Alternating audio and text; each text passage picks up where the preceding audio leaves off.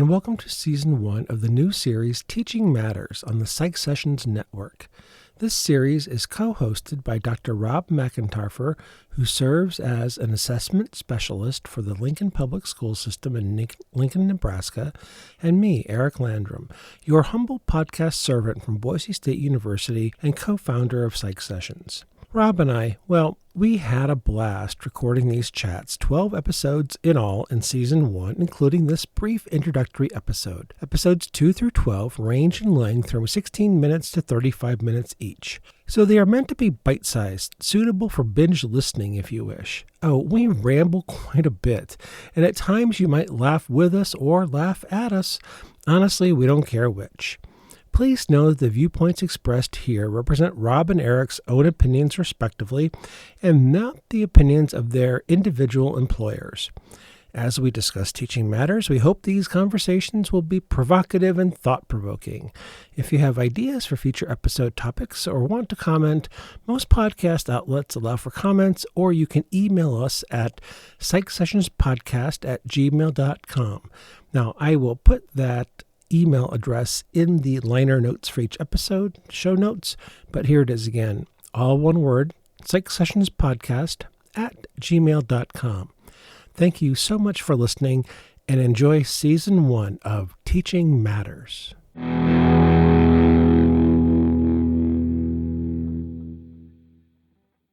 So I'm going to switch gears and let's talk about I am really bad at this game. I'm just going to admit it right now. Hopefully you're better. Do you remember, Rob, when you and I met? I think I have my best guess, but I'm not certain. I don't have a good memory for this either. So I think I try to encode semantically rather than episodically most of the time. So my episodic Oh, you're going to geek out, aren't you? Not great. I believe I have a memory of meeting you at the AP psychology reading, and I knew some of the same people that you did. So I think early on, one of the first few days at an AP psychology reading, but I'm sure I can't guess the year. Jane, Helen, and I both started either 1994 or 1995. I don't think it was that early. I thought it was later in the 90s. And I think you were there maybe with Jane Hallinan and maybe Ken Keith, and maybe they introduced me to you in a hallway at the AP psychology reading on one of the early orientation days. I think there's a really good chance that's correct. And if we had a map or a calendar or a t-shirt that would tell us the chronology of what happened when, and I probably have that t-shirt at home. I think I probably met you at the AP reading in Trinity in San Antonio. Okay. That AP, that was my first. Okay. And that AP reading had 60 people altogether. Yeah. And that was my first. And I was only at Trinity once. And then I was in Daytona twice, and then Kansas City 3 times. I only did the reading 6 times. And I could swear that in Trinity, at Trinity University in San Antonio, Texas, you were a table leader.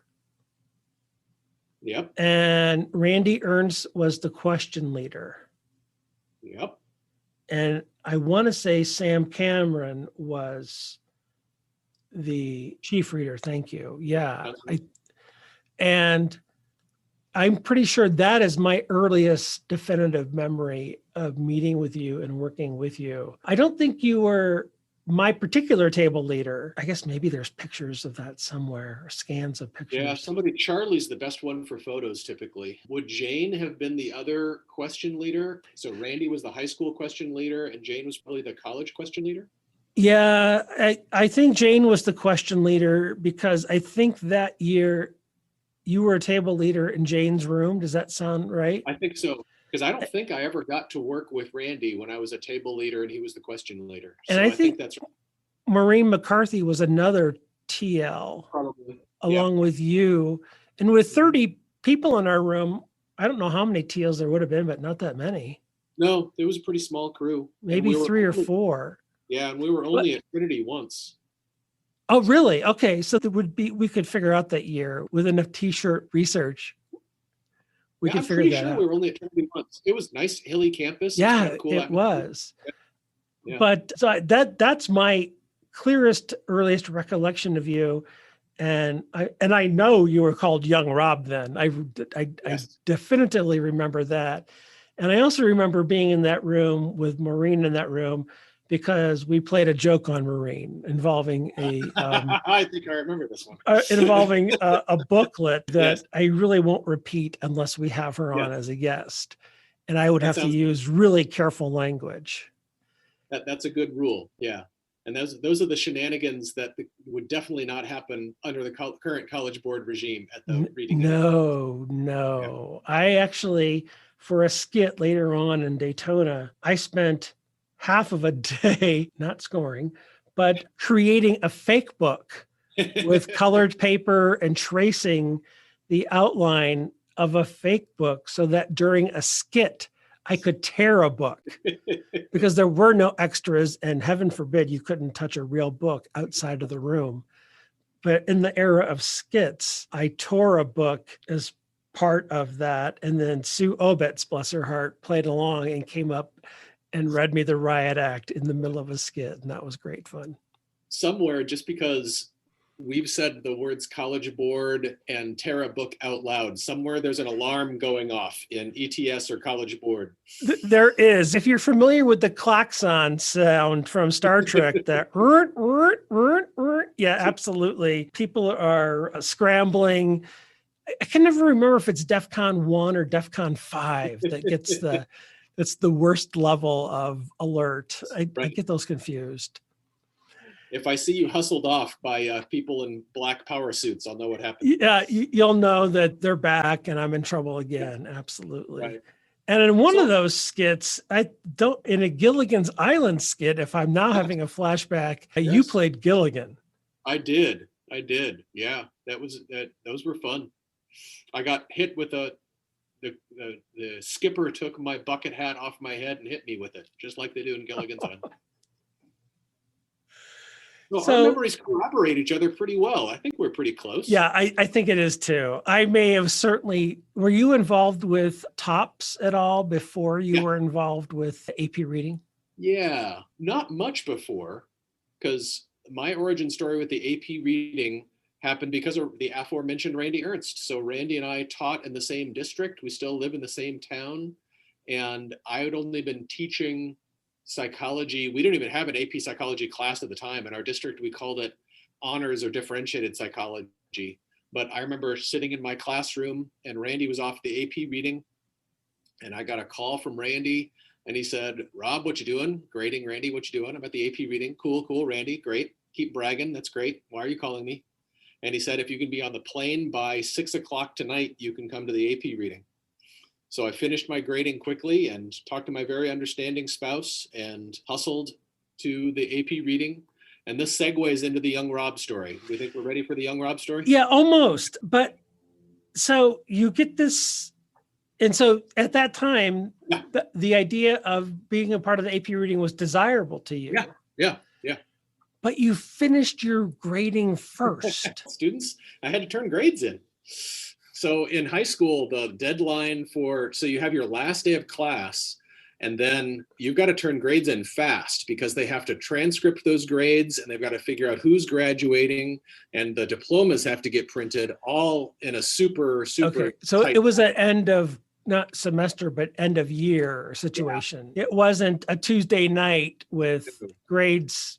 It wasn't something that you could actually really delay. You really had to get your grades done before you could say, yes, I can go. Exactly. I'm not getting on a plane without the students' final grades in. And this is probably before easy internet, where you couldn't have graded on the plane and gotten there, logged on somewhere and uploaded. No, this was 1994, and my first email address was in 1992. So I'd only had email for 2 years. Okay. Yeah. But it's impressive that you didn't say yes right away. You said, I got to finish my grades first. And then I'll probably be able to come. Yeah. And I knew I wanted to do it. So I was going to make it happen. So not as selfless as I'm probably making it out to be, but I knew it was going to happen. I think it's the right amount of selfless, quite honestly. Yeah. I'm sorry, you get there. So I hurriedly pack, get on a plane. And at the time, the AP reading was in Clemson, Okay. Clemson University. The AP psychology test started in 1992. So this is pretty early on in the history of the AP psych test. And I arrive in the dead of night because I got a super late plane. Port College Board probably paid an arm and a leg to get me there. So I arrive late at night. I get in a car that they'd sent, I think, and I get to campus. Never been there before. And I arrive probably 1 a.m. So I stumble into the room and go to sleep. I don't even know who my roommate is. I wake up in the morning and everybody's gone. My roommate didn't even know I was there, didn't know to wake me up, and I didn't really know when to wake up. But it turns out that everybody was due at an opening meeting and I didn't know it. So I wake up and I figure I'm supposed to be somewhere. So I get outside and I've got a little orientation thing that says a building where I need to be at. So I walk around campus and I ask very polite South Carolina Clemson students where this building was, and I eventually get there, but the meeting's already started. So I'm walking in the meeting and it's a very traditional lecture hall where the floor is raked. And the door is down by the front of the room where the lectern is and the podium. So I enter down there and I'm wearing a t-shirt and shorts, and I have to walk in front of everybody, in front of Sam Cameron, the chief reader, who's giving the opening remarks. And I walk by in front of everybody, and from the back of the room, I hear, "Oh, I see they're inviting high school students now." And that's my really weak Charles Brewer impression. So it's very good. Last week we invoked Charles Brewer's name, so maybe that's also our rule. We have to say Charles Brewer's names at least once a packet. I like that very much. The Charles Brewer, the CB rule. I didn't know it at the time. I didn't know Charles. I didn't know any of these people at the time except for Randy. So apparently I looked up and I thumbed my nose at Charles Brewer. I put my thumb on my nose and I waggled my fingers at Charles Brewer, which I guess impressed him because he talked to me later on. And I believe it was Charles that gave me the name Young Rob. Was Charles actually your roommate that you found out later on? No, my roommate was a wonderful guy. Boy, I'm going to blank on his name. I think his first name was Larry. Great guy. He wasn't at the reading for too much longer after that. Also taught at a college in the South, I believe. But no, he was my roommate. Okay. Yeah, I think Charles would be impressed that, knowing himself and his reputation, that someone actually had a comeback immediately. It wasn't a particularly witty comeback. But it was a comeback and it was immediate. And I think that was probably what impressed him, if I had to guess. So that was my first impression for a lot of people, the APB. And was it Charles that gave you the Young Rob moniker? I think we have friends who will correct me. Maybe I'll ask Randy. He'll know. He's got a good memory for this sort of thing. But that is what I remember, is that Charles started calling me Young Rob. But I got to keep the Young Rob name, Young Rob nickname, for way too long. And I know people who still refer to you as that, and I will refer to you as that at times. And I'm 52 now. But I know it started as a description of your current state when it was first used, but it just became your name. Yeah. I was Young Rob at the reading. Yeah, and and there's no part of it at all that is meant to be diminishing. No, and as in Young Rob doesn't know anything because he's young. It was just, you were young at that first date, and obviously you looked fresh-faced when you walked in that day. I never took it as diminishing either, but right. A dynamic happened later on as the reading got bigger and bigger. So after Trinity, as soon as we left Trinity, I felt like it was our first year in Daytona, where I think we went to ballroom reading. Maybe it was the second year, but the thing just got big. And so for the first time, you started getting a bunch of readers and then eventually table leaders who you just didn't know. And a bunch of people are calling me Young Rob when there's a whole bunch of other people in the room who are way younger than me. And I remember talking with some folks who say, why do they call you that? Are they supposed to call you that? Isn't it weird that they call you that? We had some inside baseball traditions that didn't make sense to everybody else. Yeah, and I remember being president of STP and struggling with those inside baseball traditions. On the one hand, when you get together at a conference, when you get together for an executive committee meeting, you're seeing your friends. Yeah. You're seeing your dear friends that you have for years, for decades, and you want to celebrate with them. You want to go out to dinner with them. You want to spend time with them. But at the same time, as a leader in certain organizations, you also want to be open and welcoming. And there's always, I think there's always that push-pull of familiarity versus being welcoming. And there's no easy solution. The goal is just to mix it up. Why not go out with your friends and include some new people? Right. No, don't be exclusive, be inclusive. But that's hard to do sometimes as well. Yeah. So the AP reading was often called summer camp or psych camp or something like that. There are probably people who run summer camps who could have taught us a lot about summer camp dynamics and probably could have improved our summer camp dynamics, I bet. And to be honest with you, I remember going to the AP reading and going to these big, huge cafeteria style things and grabbing your food and looking for a place to sit and seeing people from all over the psychology spectrum and going, oh, I'd really love to talk with, but she always sits with that person or he always sits with that person. And the whole reading, I would never see a chance to go up to somebody and say, hey, I really loved that article that you wrote, or, hey, I really loved that book that you published, or you did a great job at that presentation that I saw you at MPA. Because other people were cliquish and I was on the outside, which of course is fine. Sometimes you're in the in group, sometimes you're in the out group. But I distinctly remember going, wow, I really wish I could talk to, but I ain't going to get that chance. So. You bet.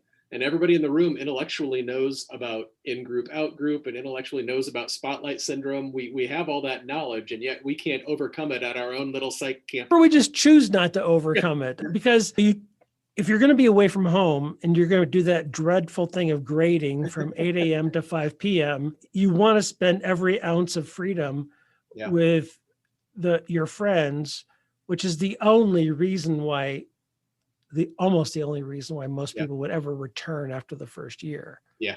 For times with friends. Yep. Agreed. Yeah. So that is the young Rob origin story. Charles Brewer. Most roads lead back to Charles Brewer. Yeah, I would say yes. And either Charles Brewer or Bill McKeachie. Mm-hmm. Most roads there, as I think they are the two of the three main routes of the teaching of psychology family tree, as it were. I don't see, when you really look at the history of the teaching of psychology, which I don't think a lot of people look at, if you look for influences before Bill McKeachie, I don't really think there is a name that pops. Yeah. As much as Bill McKeachie and Charles Brewer. Yeah. I'm going to tell you the third person I would put in there who's a bit more modern, but I actually put right there. And this will probably be a good topic for another episode down the road. I would put Jane Hallinan. Yeah. I would put Bill McKeachie, Charles Brewer, and Jane Hallinan in terms of their influence on teaching, curriculum, mentoring, and what we do today. I think those three individuals are huge influencers. I wholeheartedly agree. And in the high school psychology world, she wouldn't necessarily like this, but I think Jane Hallinan's name and work was probably more influential than Dr. So just a different perspective. In high school psychology, most of us weren't trained as undergraduates. Most of us weren't psych majors. We had a certain amount of psych training in high school. And Dr. McKeachie's name was not well known in the high school psychology community until Jane and Ken Keith, I'd say, and probably others, but those were the ones who helped me get to Dr. McKeachie's work. Ken Keith brought Bill McKeachie to a high school teacher conference that he ran in Lincoln, Nebraska. And the high school teachers there didn't know who he was, but we sure fell in love with him fast.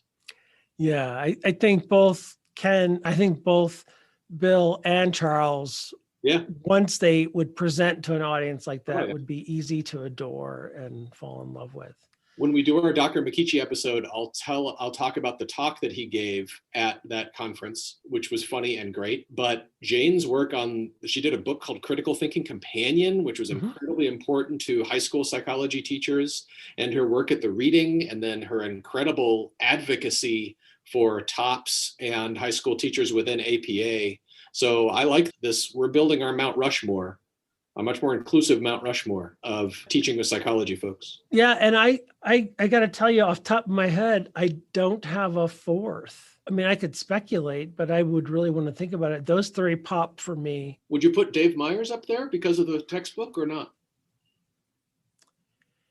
He would probably be the leading candidate, not only for the textbook, but also for the advocacy that he has done. He made a tremendous donation to TOPS within the past 2 years. That's going to really be beneficial. He would definitely be a leading candidate. I think it would matter. I think if you take a overall teaching of psychology angle versus a TOPS angle, I think it probably changes the criteria a little bit. Yeah, absolutely. As you just pointed out. And I think that's fine. Actually, I think it makes really good sense, because maybe for a teaching of psychology angle, someone who pops in my head just now is Lee Gurel. Might be a candidate for that fourth spot on the, I was going to say Great Wall, on the Mount Rushmore, from what I understand from Lee Gurel, the contributions that he's made, especially early on in the development of TOPS and the founding of it. So and I think there's an interesting story to be told sometime about, I think, the literature in teaching of psychology in higher ed and K-12 might slightly diverge. I think we were influenced sometimes by the same people and sometimes by different people. And that's an interesting part of the story. I've noticed, talking with you and with other higher ed friends, you and I are interested in assessment. And my first STP assessment conference, I was stunned when I barely knew any of y'all's references. And I would mention some of my big references, big names, and they were not shared in the higher ed community. So even on something as ubiquitous as assessment, we don't share the same literature. I think you're exactly right. And I think by and large, K-12 is much more serious about assessment and invests much more time, money, effort, expertise into assessment than higher ed, because at my level, when we do get a serious about assessment, it's every 3 or 5 years when someone tells us we have to. And very few people, I hate saying it like this, but very few people who are like me in that we see the value of it and we should be doing it well at all times. As opposed to program assessment, where we ramp up when we're told to by some external force and we do a perfunctory job at it because a report is due. Yeah, you and I have an assessment podcast in our future. We do indeed. We have more than one episode in that quiver. What was I was going to ask you one more thing before we close out. And what was it? I tend to be having a lot of these memory blips. I'm going to have to start writing notes down. Just means we're thinking about a lot. Our cognitive load is high in our working memory now. Oh my God. Do you do this at home with your wife and your daughter? Are you analyzing the events of conversations in the day and tagging psychological terms to them? I am a broken record lately about information processing, cognitive load theory, because that's what I talk with teachers a lot about. Okay. So when the only thing you have is a hammer, the whole world's a nail, I'm afraid. Yeah, I've heard that one before. We should do another episode on our favorite stock phrases to use. We're going to be talking for the next 5 years. Wherever you go, there you are. I've got some good ones. My father used to say, I can't complain, nobody listens. I've got some of my father's, I've got some of my own. Before I'm about to give a person advice, which I really try not to do, he said half-heartedly. My stock phrase is, you can do what you want, comma, and then I tell them what I think they should do. Rob, you can do what you want, but you should really stop talking about cognitive load. Or I'll use the phrase gently. I gently suggest that you blah, blah, blah. So gently is a tip off. It's a tell. Some card players blink a lot when they want to bluff. I have my own tells that now I'm giving away. It's like our conversational version of the terms, having someone signs a terms of service before they download our app. Yeah, So- no one reads the EULA. No one really does. They just click agree so they can get to the free thing. Funny. Rob, thanks for your time. I appreciate it. And we'll talk again soon. Yep, sounds great, man. Enjoy. All right, buddy. Thanks, this was fun. See you later.